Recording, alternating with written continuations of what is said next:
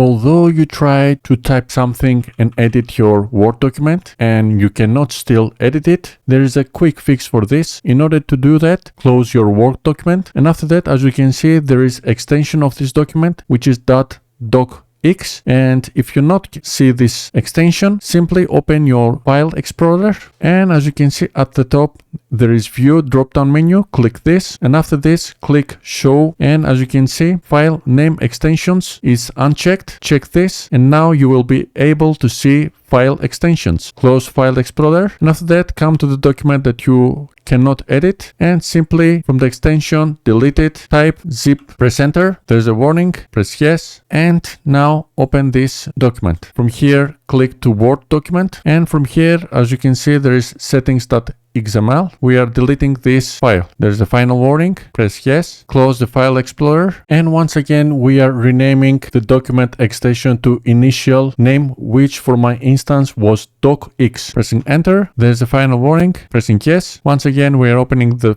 document and try to type something, and as you can see now we can edit our Word document. So this video was like this. I hope you like this video. If you like it, please give a big thumbs up, and if you're not subscribed to my channel, please subscribe in order to see more future contents. Until the next one, have a nice day. Bye bye.